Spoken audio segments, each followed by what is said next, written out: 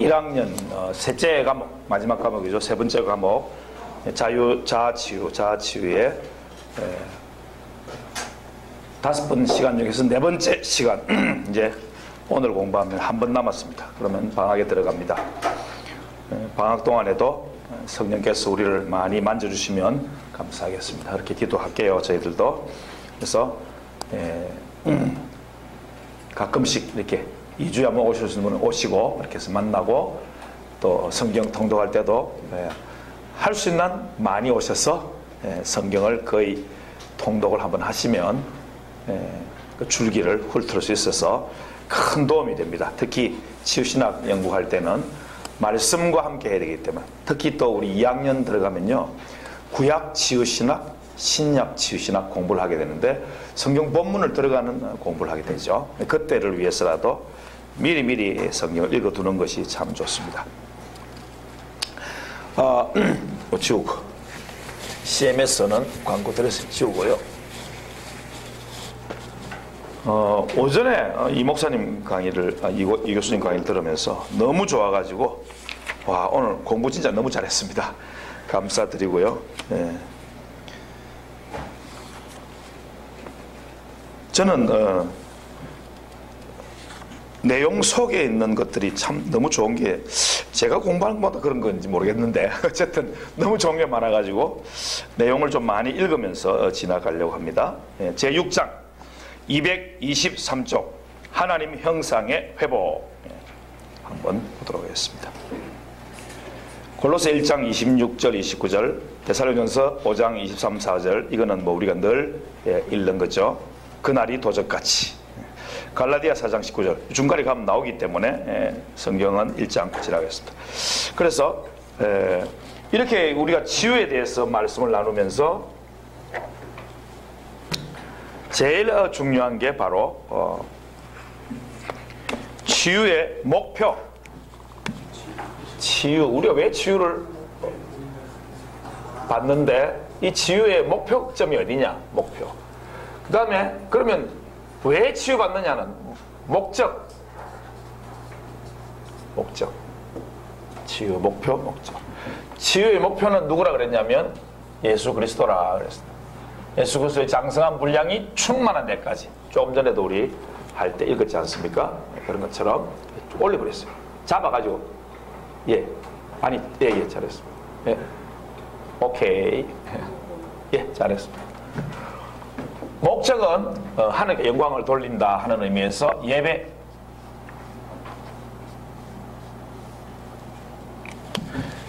우리의 치유의 목적은 내담자에게만 있지 않습니다. 내담자도 물론 목적이 되지만 그 내담자가 치유받아서 뭐 할 건데, 결국에는 하나님 앞에 온전한 치유자로 서서 예배자로 주님께 영광을 돌려드리는 너무너무 아름답고 거룩하고 기쁨이 넘치는 삶, 그걸 위해서 우리가 치유를 받는다. 목적이죠. 그래서 목표점은 예수 그리스도의 장성한 분량이 충만할 때까지. 그렇게, 그래서 그러면 이렇게 치유받는 것을 또 다른 말로, 지난번에도 우리 공부를 했는데 예수 그리스도를 본받는다, 예배를 드린다. 그럴 때 여기는 하나님 형상 회복이다. 다른 말로 예수 그리스도를 본받는다는 말이 하나님 형상 회복이라면, 예배는 하나님 나라 회복이다. 이렇게 공부를 했습니다. 지난주에. 그래서 우리가 치유를 목표로 어느 부분까지 가느냐 할 때는 예수 그리스도가 목표다. 그 예수 그리스도 바로 하나님 형상이기 때문에 하나님 형상을 회복해야지 우리가 하나님 나라를 이룰 수 있기 때문에 하나님 형상을 회복하는 것이 목표점이라면, 이제는 목적, 치유받은 다음에 목적, 진정한 예배. 즉 하나님이 원래 인간을 창조하실 때의 목적이었던 하나님 나라가 이루어지는 것인데, 그 예배는 뭐냐면 치유받아서 하나님 나라를 회복해서 결국에는 온전한 예배를 드리는 것이라. 이렇게 생각하면 이 두 가지 목표와 목적이 분명해질 것입니다. 그래서 우리가 치유를 할 때도 혹은 주님의 치유가 우리에게 나타났을 때도 감사함으로 예배의 자리에 나아가는 것이 목적에 충실한 우리의 삶이 될 것입니다. 그래서 하나님 형상의 회복 이럴 때 이제 요거죠. 바로 목표죠. 목표. 하나님 형상의 회복. 그러면 하나님 형상을 왜 회복해야 되느냐? 이거는 여기 뒤에도 나옵니다만 어쨌든 제가 좀 이따 설명하겠지만 원래 창조됐던 상태의 우리 인간의 모습이 있어요. 그걸 조직신학에서는 인간의 원시 상태라 이렇게 말을 합니다. 창조될 때 모습을 원시 상태. 그러니까 우리 원시인의 원시 그게 아닙니다. 원래 창조됐을 때 모습이 어떤 모습이냐. 근데 아담이 하와와 함께 더불어 살면서 부족도 모르고 살다가 사탄이 꼬이니까 그 유혹에 넘어가서 하나님 말씀을 싹 이렇게 싹 바꾸어서 죽을까 하노라 그러면서 유혹에 싹 말려 들어가면서 안 죽어 그러면서 유혹에 빨려 들어갔어. 저 먹으면 하나님처럼 돼. 그러니까 진짜? 그러면서 한번 먹어볼까 하고 먹고 보니까 눈이 밝아지면서 죄를 깨닫게 되고 자기 죄를 짓게 되니까 그 죄의 유혹이 결국에는 아담에까지 가는. 그래서 아담도 똑같은 유혹에 빠지는 거죠. 처음에는 뱀을 통해서 사탄이 뱀에게 들어가서 이렇게 유혹을 했다면 이제는 하와를 통해서 그 위에 사탄이 들어가서 그렇게 아담을 유혹해서 같이 넘어뜨리는 모습을 보게 되는 거죠. 그래서 범죄로 파괴된 하나님의 형상이 어떤 모습인지 창세기에 너무 잘 나와 있는데 그 내용을 오늘 읽어보시면 충격적으로 이런 원래 파괴되어서 이렇게 되었구나. 오늘날 이 우리가 살고 있는 이 세상이 바로 그런 세상이구나 하는 것을 알게 되는 것이죠. 그래서 이렇게 파괴되었기 때문에 결국은 어떻게 돼야 된다? 회복돼야 된다. 하나님의 형상 회복되어야 할 하나님의 형상. 그게 세 번째고요. 이것을 심리학에서는 자아실현이라는 말로 이제 여러 학자들이 이제 학설을 발표했고 그것이 굉장히 우리 하나님 형상 회복과 참 유사한 부분들이 많고 도움되는 부분이 많아서 성경적으로 싹 걸러가지고 취하고 우리가 자아실현의 그 메슬로우의 그 단계를 배우면 공부가 딱 되는 것이죠. 그렇구나 하고 심리학의 도움을 받는 부분들을 배울 수 있을 것입니다. 그리고 이게 1, 2, 3, 4를 딱 적용을 해가지고 나의 삶에 어떻게 적용할 것인가 하는 게 지우 말씀의 적용으로 나오는 것입니다. 넘어갔어요. 224쪽에 맨 위에 보면 목표도 목적도 도무지 알지 못하는 그 사람들, 하나님을 모르는 사람에 대해서 써놨는데 얘가 너무 참 기가 막혀요. 더더미가 떨어진 개미. 개미 더더미 떨어지면 어떻게 가는지 압니까? 뺑뺑뺑 돕니다. 그 자리에서 뺑뺑뺑 돕니다. 더더미 없으면 그래 됩니다. 인생이 그렇습니다. 제자리 걸음. 근데 제자리 걸음이면 좋죠. 그 중에서 돈이 있고 갑질할 수 있는 사람들은 어떻게 합니까? 온갖 중독으로 빠지는 거예요. 사람을 파괴하는 모습이요.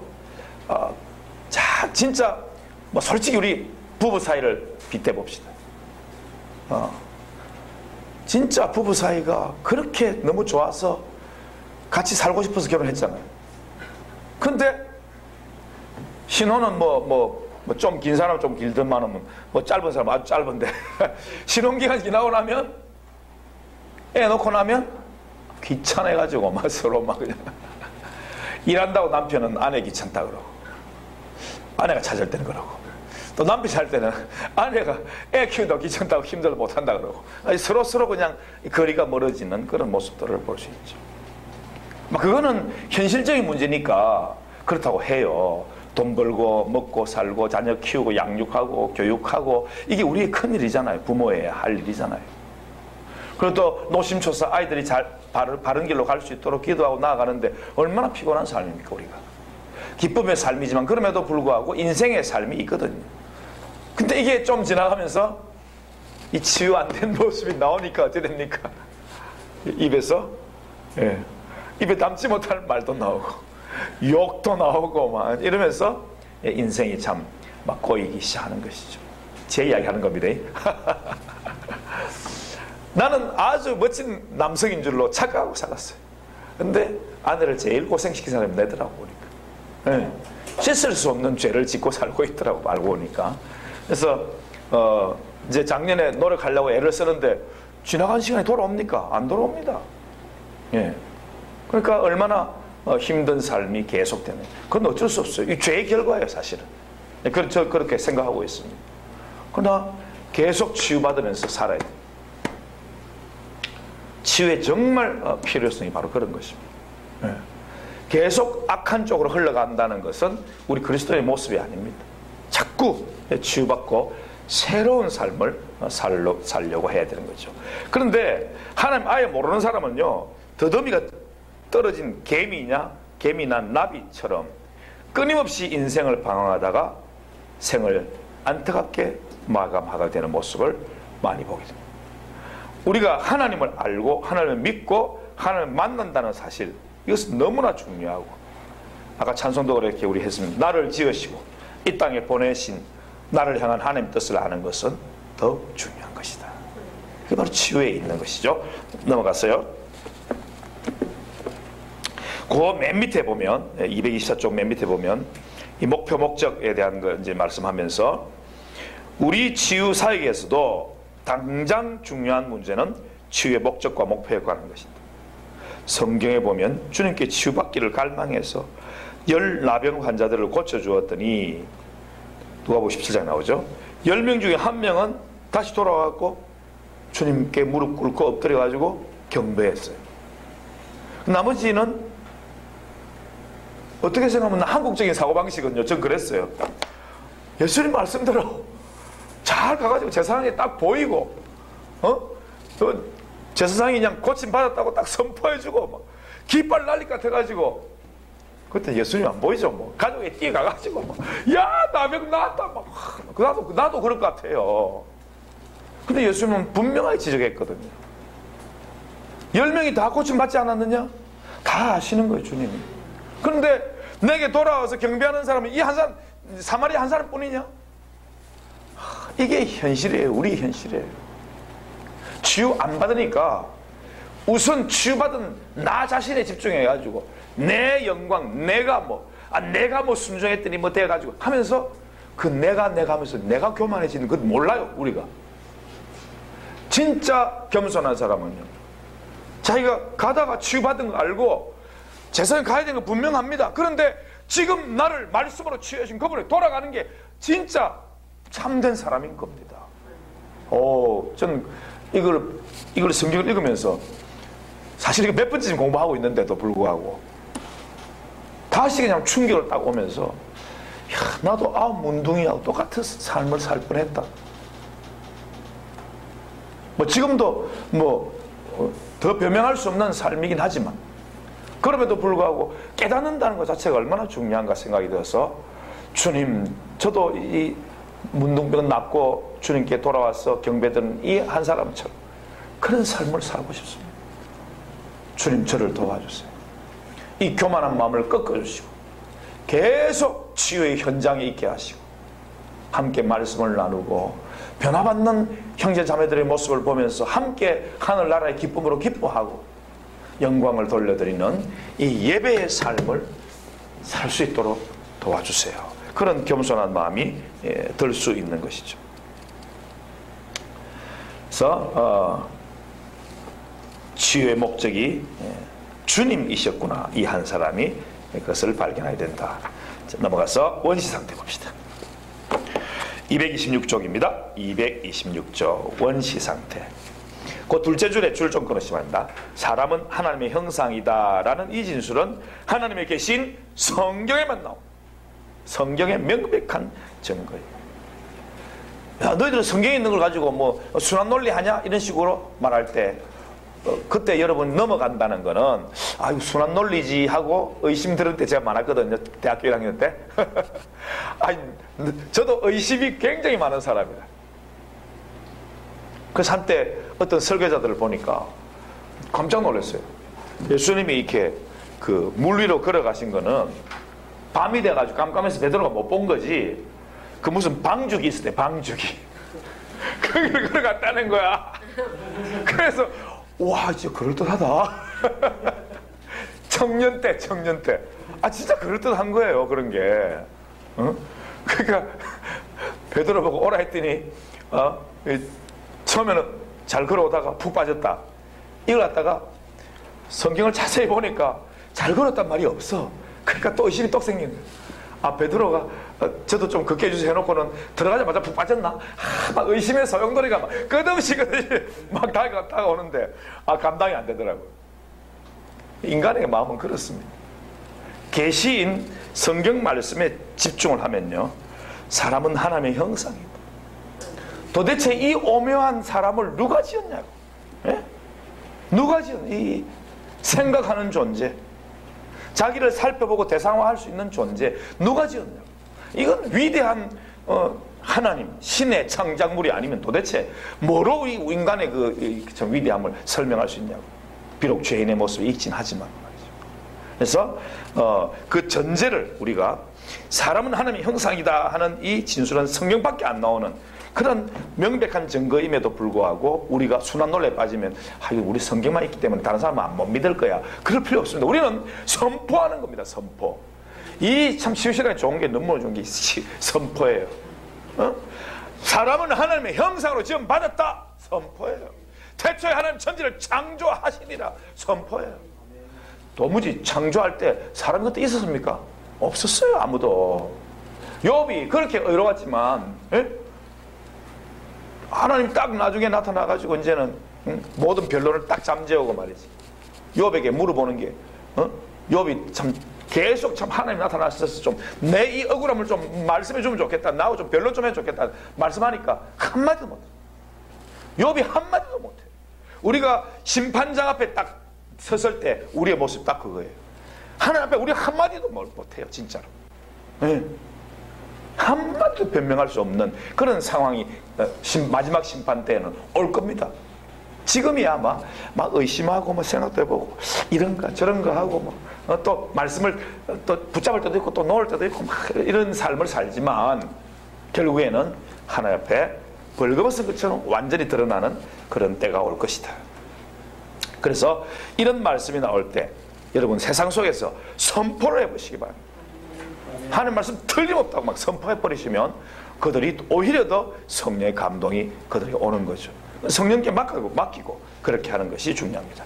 그래서 원시 상태 인간은 처음에는 하나님 형상으로 창조됐는데 구약 성경의 증거, 하나님 가라사대 있죠.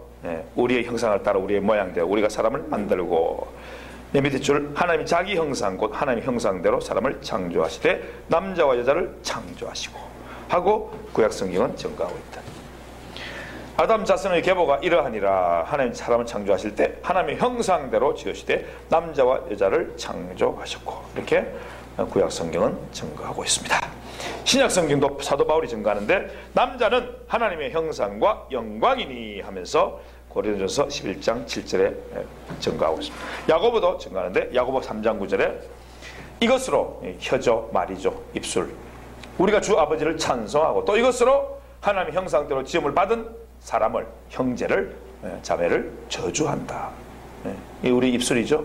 우리의 혀를 제갈 먹일 수만 있다면 얼마나 좋겠는가 하는 것이 이 땅에 사는 지혜죠. 그래서 이 말의 그 권세에 대해서 책을 낸 분들이 되게 많이 있습니다. 근데 이게 철학적으로 증명이 돼가지고 다른 책에도 우리 정모선 다른 책에도 써놨는데 철학적으로 증명돼가지고 말의 권세에 대해서 막 철학적으로 논거를 펼치는 사람도 있는데 성경은 온 곳에 말의 권세에 대해서 특히 잠언서에는 많이 기록을 하고 있는 것을 볼 수 있습니다. 그래서 우리 인간은, 사람은 하나님 형상대로 남자와 여자로 창조되었다는 것을 줄거 놓으시면 되겠고, 그 다음에 이번 첫사람 아담과 하와의 에덴에서의 모습은 어떤가, 이거는 줄거 나면서 우리가 쭉 해야 됩니다. 1번 가로 양가로 1번 같이 읽읍시다. 시작. 아담은 하나님의 아들로서 주님과 교제하였다. 주님과 교제했는데 그 교제의 내용이 뭔지 하면 첫째 말씀 시작. 의지의 자유로운 선택권을 주셨다. 의지의 자유로운 선택권을 주셨다. 넘어갑니다. 둘째 말씀 넘어가서 228 맨 위에 시작. 아담에게 돕는 배필인 아내를 주셨다. 자, 그 다음에 큰 2번 가로 2번에 에덴 동산 아담의 사역은 어떤 것인지 하나님께서 지은 에덴의 각종 들짐승과 각종 새들의 이름을 지었다. 놀라운 능력이죠. 그 수많은 짐승들과 새들의 이름을 지었다고 합니다. 그래서 에덴 동산을 관리하는 일을, 경영하는 일을 하게 된 것이죠. 다스리는 일을 하게 된 것입니다. 가로 3번 같이 읽읍시다. 시작. 하나님께서 짝지어주신 배필과 첫 가정을 이루었다. 예, 결혼했습니다. 가정 천국의 모델이 되었죠. 동그라미 1번 첫 부부의 만남을 위한 하나님의 중재하심이 있다. 두 번째는 아담이 자신의 배필을 향한 사랑의 첫 노래가 있다. 이는 내 뼈 중에 뼈요 살 중에 살이라. 남자에게서 쇠하선즉 여자라 칭하리라. 예? 남자와 여자라는 말도 아담이 지었다고 성경은 나오고 있습니다. 4번 에덴에서의 첫사람 아담과 하와의 영적 상태는 어땠는가? 대신관계, 영적 관계가 어떠했다고요? 화평하다고. 하나님과 화평하다고. 대신관계. 자, 여기 봅시다. 229쪽 한번 우리 김연아 목사님 다 읽어주시기 바랍니다. 아담과부터요? 예, 그 아담과부터 10줄 대인관계 앞까지. 아담과 하와가 이 금령을 어기고 범죄한 것은 그들의 결혼 후 1년인지 아니면 몇십 년이 흘렀는지 우리는 정확하게 알 수 없다. 분명히 범죄하기 전에는 무죄시대이므로 하나님과 이들 사이를 가로막는 그 어떤 것도 없었으니 하나님과의 참된 신뢰와 친밀함과 사랑이 충만한 상태였다고 보아진다. 아멘. 그래서 아담의 범죄 후에 나타난 심리적인 증상인 하나님에 대한 두려움, 불안, 근심이 없는 참된 평화와 기쁨을 누렸을 것이다. 에덴의 뜻이 즐거움 또는 기쁨이라고 했으니 문자 그대로 낙원이었다. 구약 72년에서는 동산을 낙원으로 번역하였다. 예. 처음에는요 하나님에 대한 두려움, 불안, 막 도망가고 숨고 이런 게 전혀 없었어요. 예. 그때도 하나님의 형상이 우리 눈에는 영적으로는 어떤 형상인지 잘 기억은 안 나지만 어쨌든 느꼈었어요. 아담과 하와 다 느꼈어요. 범죄한 후에도 처음에는 느꼈어요. 하나님께서 동산을 거니시는 걸 느꼈거든요. 그런데 그 전에는 하나님 오시기만 해도 또 하나님 자기를 짝지어 줄 때만 해도 막 하나님과 이 소통이 얼마나 잘 되었는지.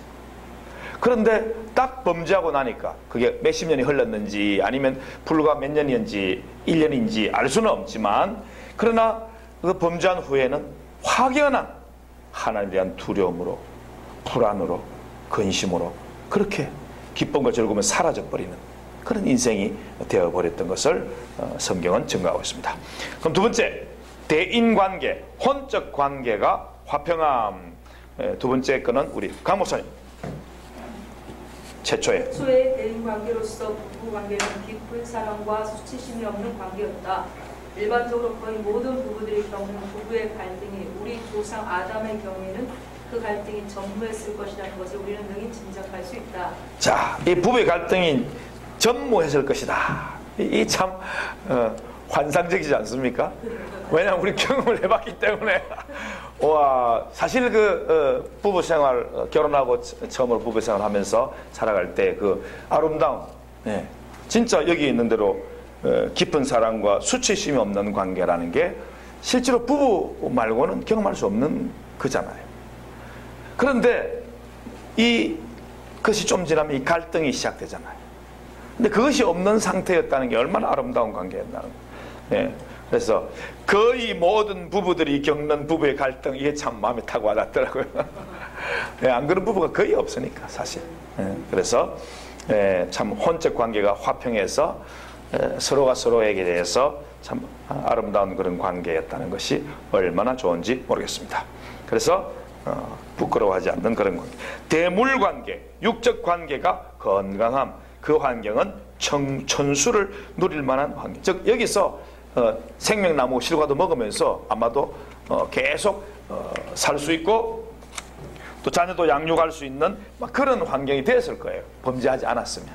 그러나 범죄했기 때문에 그 에덴 동산에 쫓겨나게 되고 홍수로 이제 에덴 동산 어디 있는지도 알 수 없게 된 그리고 물속에 잠겨버렸는지 지각 변동이 엄청났을 거니까 그런 것을 우리는 느낄 수가 있게 되는 거죠. 그래서 우리가 친환경적인 삶, 또 먹거리 이런 것도 지금 우리가 치유신학에서 좀 더 보완하고 싶은 그런 부분이어서 이런 쪽에 관심 있는 분들이 많아요. 그런 분들과 함께 또 이렇게 연합하기를 우리는 기도하고 있습니다. 여러분 생각날 때마다 그렇게 기도해 주시기 바랍니다. 자연 창조 먹거리 뭐 이러면서 대전에 한 분 계시는데 하여튼 이런 그 분도 어려움을 겪어가지고 그걸 극복하기 위해서 뛰어들었더라고요. 우리 정 목사님도 오랜 그 세월 동안 극복하기 위해서 치유에 들어갔는데 치유 신학까지 이렇게 오게 돼서 치유 신학의 책을 쓰면서 이렇게 치유라는 거에 우뚝 서게 돼. 치유 신학 연구는 없습니다. 아무데도 세상 아무데도 없습니다. 12권 책 쓴 사람 아직 아무도 없어. 물론 부분적으로 치유에 대해서 책을 쓴 분들 많이 있습니다. 서양 학자들도 많이 있고 서양의 그 은사 받은 분들도 많이 있지만 그러나 12권을 써서 이렇게 치유신학 연구 낸 분은 우리 정 목사님 유일합니다. 그래서 우리는 들러붙어 있으려고 저는 들러붙어 있으려고 하고 있어요. 여러분도 들러붙어 있으세요. 그래서 여러분 좀 지나서 여러분들이 이 강단에 서야 됩니다. 진짜입니다.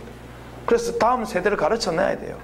그리고 또 이 책이 더 보완이 더 돼야 되고 그때쯤이면 저희들도 치유적인 관점으로 이제 성경을 다시 한번 또 이렇게 원어적으로 더 연구해서 또 빠진 부분이 없는가도 더 이렇게 살펴봐서 치유 성경 이렇게 내면 좋겠다 이런 생각을 가지고 기도를 하고 있습니다. 그래서 이렇게 좋은 삶, 친환경적인 삶이었지만 범죄로 파괴된 하나님의 형상, 사탄의 개입이 있었죠. 유혹이 있었죠. 사탄의 정체는 지난번에도 공부한 것처럼 참소자, 여호와께 부리는 악신, 여호와의 원수, 거짓의 아비, 거짓말쟁이 계속 나오죠. 아까부터 시험하며 대적하는 자, 속이는 자, 고도의 꾀와 술수로 최초의 인간에게 접근했다. 이렇게 나오고 있죠. 그래서 하와와 아담을 시험하여 죄에 빠지게 한다. 간교한 사탄은 우리 임 전사님. 간교한 사탄은 그 악한 지혜로 최초의 유혹을 인간을 유혹할 때 하나님과의 언약의 당사자인 아담을 먼저 유혹하지 않았다. 하나님의 언약에 굳게 서지 못한 아담의 아내인 하와를 먼저 유혹하였다. 하와가 말씀에 굳게 서지 못했다는 것은 사탄의 말에 대한 그녀의 답변에서 찾을 수 있다. 동산 나무 같이 봅시다. 시작. 동산 중앙에 있는 나무의 실과는 하나님 말씀에 너희는 먹지도 말고 만지지도 말라. 너희가 죽을까 하노라 하셨느니라. 자, 하와가 뭘 또 추가했습니까? 만지지도 말라 그랬잖아요. 만지지도 말라. 뭘 바꿔버렸습니까? 정령 죽는다 했는데 죽을까 하노라. 이러면서 살짝 바꾸는 우리의 모습들을 볼 수 있죠. 하와에게서 볼 수 있죠. 그러니까 우리가 이런 말 한다 하면 내가 하와의 자손이 맞긴 맞구나 이런 생각하면 됩니다. 여러분들. 네, 우리의 공통된 어머니 아니겠습니까? 네. 분명히 아담은 하나님 언약대로 그의 아내에게 선악을 알게 한 나무 열매를 먹지 말라. 내가 먹는 날엔 반드시 죽으리라 한 것을 너희는 죽을까 하리라 하노라 하고 기억을 하와는 하고 있었다. 이것을 볼 때 하나님 백성이 하나님의 말씀을 정확하게 기억하는 것이 너무나 중요하다는 사실을 깨닫게 된다. 줄 끊으시고 하나님 백성이 하나님의 말씀을 정확하게 기억하는 것이 너무 중요하다. 그 뒤에도 줄 것이면서 우리 한 줄, 두 줄, 세 줄, 다섯 줄 박준선 읽어주시기 바랍니다. 하나님의 말씀을 대충으로부터 마지막까지. 하나님의 말씀을 대충으로 알고 있는 사람은 사탄의 밥되기의 식상이다. 연약한 하와를 통해서 사탄은 침투하고 들어온 것이다. 사탄의 유혹의 말을 하와가 받아들이는 그 순간 사탄의 악이 인간 속에 들어와서 불신앙의 죄를 범하게 한 것이다. 이 악을 우리는 원천적으로 제거하지 않으면 안 된다. 예, 원천적으로 예수께서 십자가에서 제거해 주셨지만 남아있는 이 찌꺼기들을 우리는 계속 올려내서 버리고 제거하고 불태워버리고 벗어버리고 죽여버리고 이런 작업들을 치유라고 하는 것이죠. 인간의 범죄, 하나님께서 인간에게 자유의지를 주셔서 사람은 그 자유의지를 가지고 말씀에 대해 반응하게 되어 있는 것이 원래 사람의 지으신 모습입니다. 마음 중심에서 믿음이냐 아니냐 아니면 불신이냐에 따라서 그 결과 순종도 불순종도 택하는 것이 자유의지를 가진 우리의 인격적인 모습이다. 주님께서는 우리가 자원해서 주님께 순종하길 바라는 것이지 불순종하는 것을 원하지는 않는데, 그러나 불순종하는 자유의지도 주셨다는 거예요. 참 놀랍죠? 우리는 우리 자녀에게 그렇게 합니까? 진짜 못해요. 이게 잘 안 돼요. 특히 엄마들. 왜냐하면 너무 아프게 낳았잖아. 9개월 동안 배불러가지고 또 아프게 낳아가지고 이 땅에 태어나서 그 기쁨이 얼마만 했는데, 아빠의 기쁨보다 엄마의 기쁨이 더 하잖아요. 요즘 같이 뭐 들어가서 고통도 같이 겪기도 하고, 물론 아픔을 겪는 건 아니겠지만 이렇게 같이 이제 뭐 유도분만할 때도 그렇고 뭐 수중분만할 때도 그렇고 옆에 있다고 그러대요. 그러나 엄마 몸을 통해서 난 아이는 엄마와 얼마나 이렇게 참 아름답게 묶여져 있습니다. 그 처음에 묶여 있는 거는 소울타이는 너무 귀한 거예요. 그래야 애가 자라는 거예요. 그 사랑을 먹고. 그러나 어느 정도 나이가 되면 어떻게 됩니까? 예수님처럼 부모를 떠나야 되는 거예요. 부모를 떠나 독립할 수 있는 그걸 길러줘야 되는 거지, 부모가. 독일 그 잘한답니다. 독일은 조그만 애 크면요 땀방이 져버린다. 우리는 막 끝까지 같이 품고 자라고 하는 그런 게 있는데, 독일이 제일 그거 잘한다고 하더라고요. 독립성 길러주는 거죠. 그래서 어디입니까? 사탄이 뱀 속에 들어가서 먼저 하와를 유혹하여 선악과를 먹게 함으로써 하와를 먼저 하나님부터 떠나게 만들었다. 그 다음은 뱀 속에 든 사탄이 하와 속에 들어가서 그리고 첫사람 아담을 유혹함으로 이렇게 결국에는 모든 남자 자기 아내에 약하듯이 아담 또한 하와에게 약할 수밖에 없어서 하와 속에 들어가서 역사하는 사탄의 계략에 미처 깨닫지 못하고 아담이 그의 아내의 말을 듣고 쉽게 하나님의 언약을 배반하는 죄에 빠지게 된 것이죠. 그래서 이런 것을 하와 콤플렉스, 영어로는 이브 콤플렉스라고 부른다. 그러면 이렇게 죄를 지었을 때 정령 죽으리라는 그 결과가 어떻게 된 건가? 범죄의 결과, 로마서 6장 23절처럼 죄의 결과로 사망이 찾아왔다. 하나님께서 말씀하신 선악을 알게 하는 나무의 실과는 먹지 말라. 네가 먹는 날에는 정령 죽으리라 하신 그대로 이루어졌다. 그러면 사망, 죽음이 뭐냐? 관계의 단절이다. 하나님과의 관계의 단절. 그리고 그 하나님 관계를 위시한 모든 관계에 문제가 생겨서 대신 관계 문제뿐만 아니라 대인 관계, 환경과의 문제, 나 자신의 자존감이 낮아져 가지고 나를 바라보는 거기에도 문제가 생겼다. 사자관계 깨어져 버렸다는 거죠. 그래서 1번 깨어진 대신관계. 또다시 돌아와서 우리 지원 형제 동그라미 1번. 하나님과의 친밀함이 깨어지고 하나님은 불편하고 두려운 대상이 되었다. 예, 하나님은 불편하고 두려운 대상. 친밀함에서 불편하고. 처음에 영의 손상 입어서 평안에서 뭘로? 불안으로 줄 것 없이 바랍니다. 의연하고 담대하면서 뭐로? 두려움으로. 친밀한 관계에서 불편한 관계로 이렇게 하나님과 멀어져 버려요.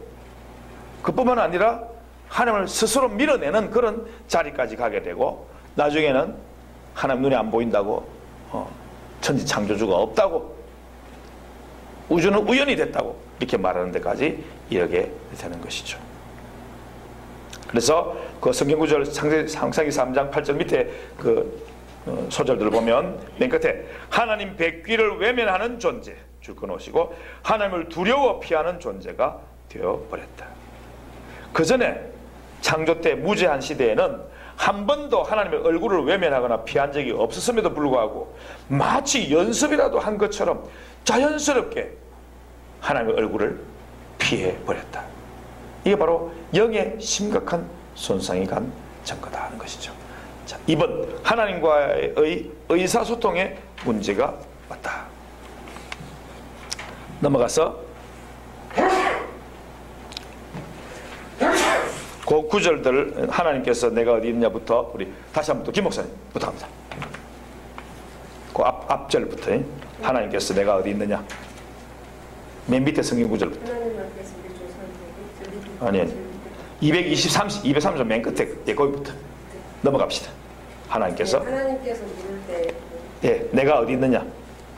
하나님께서 내가 어디 있느냐고 예. 하나님께서 물을 때 예. 하나님은 아담이 스스로 회개하기를 바랐으나 그는 변명을 늘어놓았다. 예, 계속. 내가 동산에서 하나님 소리를 듣고 내가 벗었으므로 두려워하여 숨었나이다. 그러자 주님은 상황을 증명케 하셨다. 내가 너더러 먹지 말라 명한 그 나무 실과를 내가 먹었느냐? 이렇게 주님께서 증명케 하였음에도 불구하고 아담은 여전히 자신의 죄를 자백하지 않고 하나님과 자기 아내에게 그 책임을 전가하기만 성경까지만 읽어주세요. 아담이 이르되 하나님이 주셔서 나와 함께 하신 여자 그가 그 나무 열매를 내게 주므로 내가 먹었나이다. 자, 이 구절을 보면서 어떤 생각이 듭니까? 완전 우리 모습 아닙니까? 네. 그래서 이거는 이 말씀을 볼 때는 그냥 이렇게 읽는 것으로 끝나는 게 아니라 직면 우리가 해야 돼. 직면. 내 모습을 직면할 줄 알아야 돼. 정말 이게 중요합니다. 직면해야 돼요. 그래서 우리의 삶 가운데 우리도 그렇고 우리 부부 사이도 그렇고 우리 자녀 사이도 그렇고 또 우리 형제 자매들 사이에서도 내가 직면할 수만 있다면 좀 손해를 보더라도 이 장면처럼 하나님 아들은 네가 어디냐 할 때 주님 제가 그냥 하나님 먹지 말라는 걸 제가 먹어버렸어요. 이렇게 회개하기를 바라는 거예요. 하나님은. 솔직히 여러분 우리 자녀들 볼 때 애들 볼 때 우리가 막 혼낼 때 애들이 뭐 하길 바랍니까? 엄마 미안해 내가 잘못했어 막 때리려 해도 엄마 때리지 마 내가 잘못했어 그런 걸 원하는 게 우리 부모인데 어떤 애들은 그냥 막 딱 버티고 있는 놈도 있고요. 때리도 그냥 막 울지도 않고 그냥 눈 딱 있는 놈도 있고 눈물을 뚝뚝 흘리면서도 그냥 아프니까 울지 당연히 그런 놈도 있고요. 우리 자식이지만 그런 게 있어요.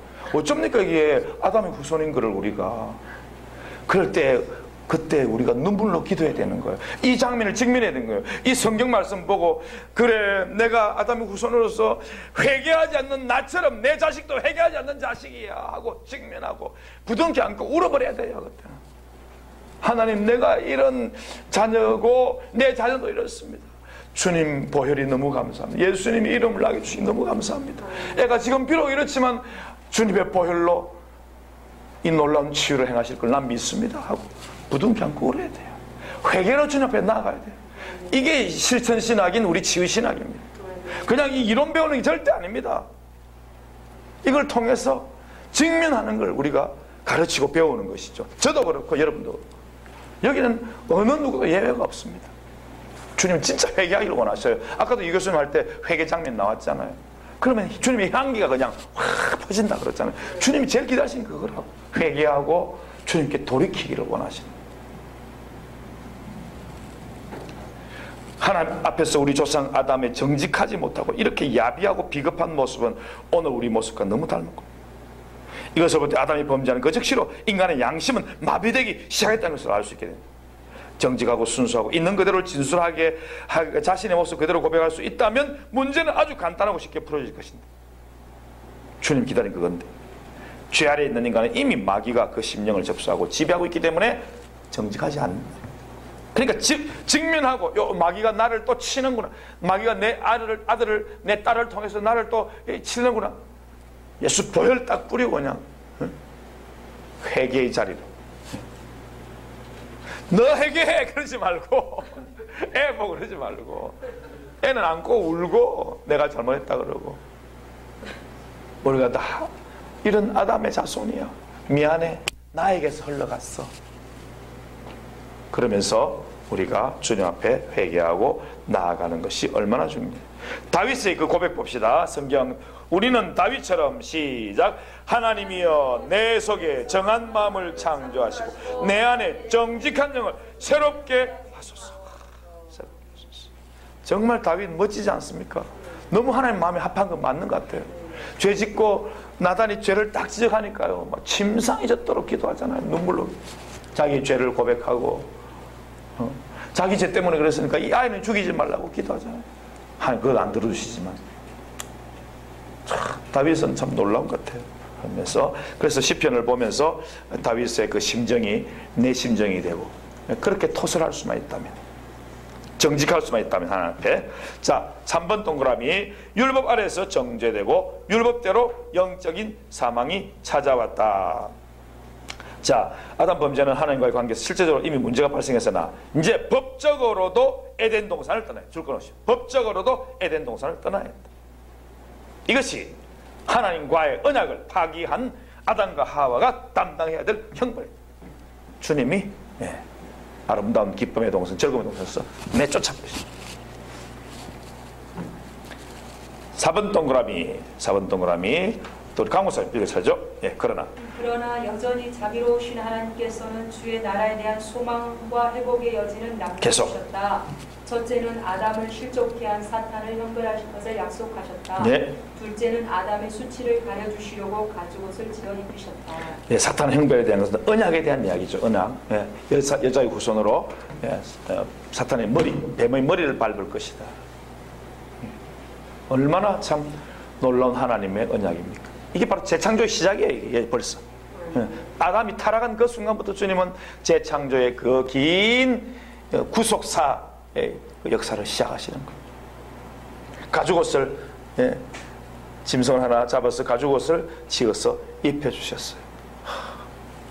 주님의 사랑이 이렇습니다. 그러니까 즉시 회개하고 돌이키는 것이 우리에게는 얼마나 중요하냐 하는 것을 볼 수 있습니다.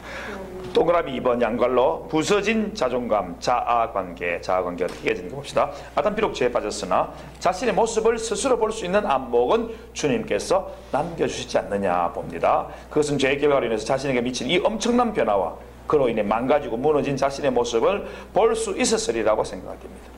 땅을 치며 후회하면서 자신을 질책하였을 거리라고 능히 짐작됩니다. 그래서 1번, 2번 넘어가면서 우리 임성준 다 읽어주시기 바랍니다. 1번 큰 동그라미만 하나님 아버지께 불순종하고 변명만 하는 자신의 부서지고 무너지고 참담한 자신의 모습을 보았을 것이다. 이거는 볼 수 있도록 안목을 주님께서 남겨주셨다는 거죠. 2번 동그라미 자식된 불의를 당하지 못하고 아비로부터 독립하려다가 타지에서 고생하던 탕자의 낮은 자존감과 후회감 이 계속 고스란히 아담에게도 있었을 이거는 누가복음에 있는 것을 오히려 아담에게로 다 이게 다시 도돌이 해가지고 한번 살펴보니까 어떤 마음이 있었냐면 탕자의 낮은 자존감과 그 후회감이 아담에게 있잖아요. 내가 말씀 들을 걸, 하와가 말할 때 내가 들을 걸, 그냥 그걸 듣지 말고 하나님 말씀을 들을 걸 하는 후회가 안 있었겠네. 그래서 이 자존감이 낮아져 버렸어요. 자존감이 후회하면요 자존감이 낮아집니다. 그러니까 여러분들 죄를 지었을 때도 어떨 때는 좀 당당하게 하나님 용서해 주세요, 예수님 보혈로 좀 용서해 주세요 하고 좀 뻔뻔하게 하나님께 나가야 돼요. 그냥 낮은 자존감 때문에 그냥 자꾸 뒤로 피하고 회개도 안 하고 돌이키도 안 하고 자꾸 뒤로 물러가면요 세상에 빠지면요 침륜에 더 빠지게 된다. 인간의 모습이에요. 죄인 된 모습이에요. 그렇기 때문에 예수님을 우리에게 선물로 주셨으니까 주님 보혈로 의지하고 주님께로 나가야 된다고. 주님께 나가면 회복된다고. 3번 또 임전선 계속 읽으시죠.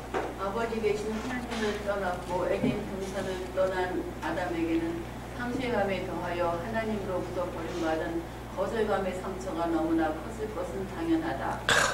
인간의 원초적인 버림받은 상처와 거절감, 상실감은 여기서 비롯된다고 보아야 할 것이다. 우리 딸이, 큰 딸이 제가 이제 여기 총신에서 공부하고 있을 때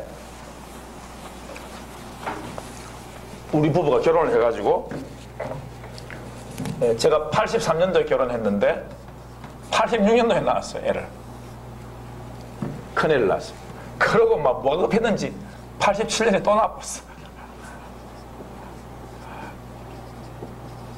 3월달 안 넘기려고 3월 30일날 태어났어. 둘째는 1년 15일인가 16일인가 만에 둘째가 태어났어. 그리고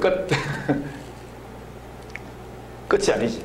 하나 더 밑에 있었는데 그때는 치유신학도 모르고 예수 믿는다고 해서 제대로 안 믿는 게 뭣도 몰라가지고 그때는 국가에서 뭐 했죠? 둘만 넘겨. 하나 더 못 키운다 그래가지고 치웠다니까. 지금 얼마나 후회한지 모릅니다. 그 회개 많이 했습니다. 집사람하고 저 억울합니다. 억울해. 국가 시책에 따르지 말고 성경 말씀을 따라야 되는데 한나라 가면 보겠죠. 자, 이 낳고 둘째를 1년만 나니까 어쩝니까? 친정에 또 가야 될 거 아닙니까? 그러니까 내하고 큰딸을 우리 하숙집에 자취집에 놔두고 저 사모는 이제 부산을 내려간 겁니다. 애 낳으려고, 둘째 낳으려고. 그러니까 1년 만에 애가 비록 뭐 한 달이었나? 하여튼 뭐 이렇게 얼마 남겨놓고 내려갔으니까 배 많이 굴러가 내려갔거든요. 그러니까 엄마를 잃어버린 거예요. 잠깐 동안. 지 아빠가 아무리 잘해줘봐야 엄마가 없는데, 눈에 안 보이는데 그 상처가 얼마나 큽니까? 우리 그냥 상처가 많아요. 그리고 제가 학교를 다니니까 아침에 갔다가 저녁에 오지. 그동안에 저희 큰 고모, 저희 큰 누나가 키워줬어요. 서울에 같이 사는 거라. 그러니까 큰 고모하고 있다가 다 이제 아이들 학교 나가고, 이제 저희 조카들이 이제 학교 갔다 오면 놀다가 아빠 오면 아빠하고 이제 놀고 이러는 거예요. 같이 자고 이제. 그 거짓말 상처가 되게 많아요.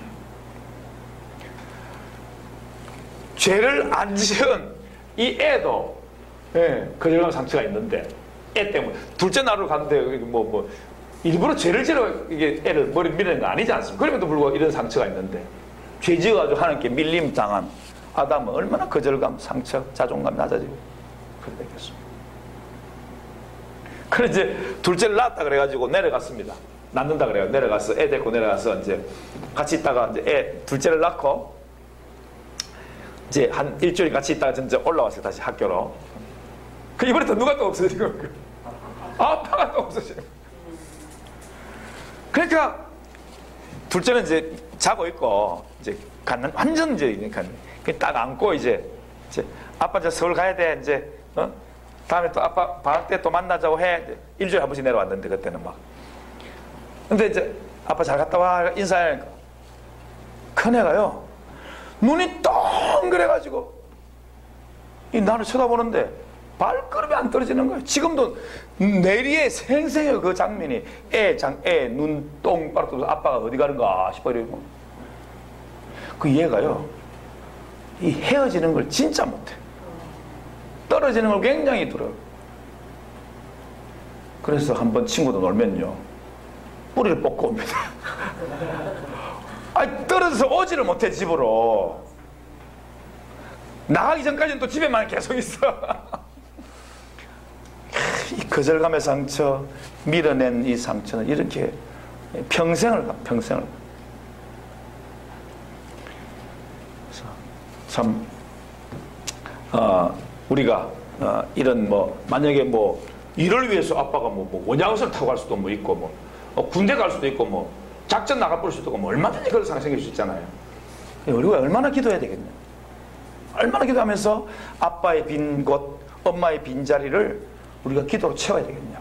그런 참 이 아이 양육에 대한 그런 참 놀라운 팁들이 바로 이 범죄한 아담을 하나님께서 밀어낼 때 이런 아담의 모습을 통해서, 하와의 모습을 통해서 다 볼 수 있어요.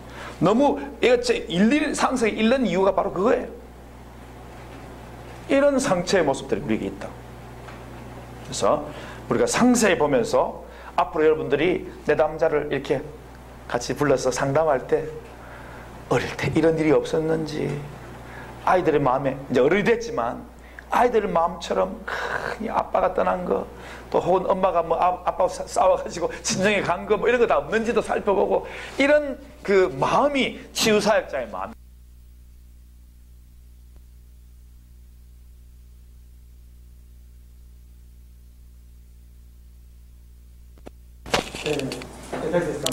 예. 잠깐 잘 내렸습니다. 지금 괜찮은데? 몇 분 지났습니까?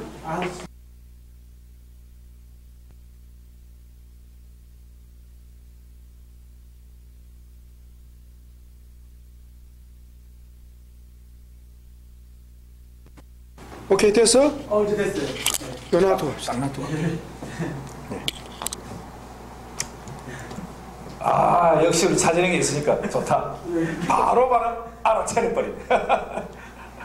감사합니다. 네. 너무 중요해, 너무 중요해. 오늘 갈 때 맛있는 거 49분이네. 싸줘야 되겠다. 아닙니다. 아이 감사합니다. 잠깐 졸라고 할때 좋아, 맛있는 거 가서 차비라도 주겠어. 감사합니다. 자, 파괴된 인간관계 봅시다. 대인관계. 자, 범죄하기 전에는 둘째 줄입니다. 분명히 그에게 하와는 뼈 중에 뼈요 살 중에 살이다. 얼마나 사랑했으면 참 이런 시가 나옵니까? 그러나 범죄한 후에 아담에게서 그 아내 하와는 더 이상 자신의 분신이 아니야. 자신의 범죄의 탓을 그 아내에게 돌리고 있는 것입니다. 하나님이 주셔서 나와 함께 하시는 여자, 그가 그 나무 실과를 내게 주면 내가 먹었습니다.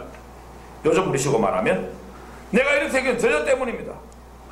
제가 하나님께 제일 많이 기도하는 게 이거 있던데 부끄럽지만 주님 우리 조사모 때문에 내가 죽겠습니다. 맨날 이렇게 기도합니다. 왜냐하면 우리 조사모가 좀 잔소리가 많거든요. 잘대로 하는 말이 자꾸 잔소리가 들리니까 어쩌면 좀 좋습니다. 이게. 네, 그래서 참 예, 여성들 잘 들으세요. 잔소리는 약발이 전혀 없습니다. 예. 어쨌든 나는 나 자신을 발견할 줄 알아야 됩니다. 첫사랑 아담과 그의 아내 하와 사이에 있던 이런 류의 일이 오늘 흔히 있는 부부싸움의 전초점이다. 아담의 죄로 인해 파괴된 인간관계는 책임전가, 동그라미 쳐놓으십시오. 책임전가, 말다툼, 요 정도가 아마 최초라 그러면요. 그 다음에는 아담과 하와의 아들 가인이 그 동생 아벨을 시기하고 미워하여 마침내 살인 동그라미 치기까지 하게 됩니다. 인류 최초의 살인자 가인, 인류는 아직도 가인의 전철을 밟고 있지 않습니다. 인류의 역사는 전쟁의 역사예요. 서로 죽이고 죽는 끔찍한 피해 역사가 아닙니다. 우리 조상 아담의 그 잘못된 선택이 이렇게 엄청나고 참담한 부정적 영향을 이 땅에 지금 미치고 있는 거예요. 그래서 우리는 하나님 안 살아계신다 그래요. 지금 하나님 살아계시면 왜 이런 일이 일어나요 그래요. 아담의 범죄 결과로 지금 우리가 같이 당하는 고통인데 하나님은 원망하고 있어요. 똑같아요. 우리 아담과 똑같아요. 책임 전가하고 하나님께 책임 전가하고, 응? 악한 사람에게 책임 전가하고, 나는 아무 죄가 없는 것 같지만 사실은 내가 아담의 후손이라서 그런 거예요. 이 땅이 다 아담의 후손이라서 그런 거예요.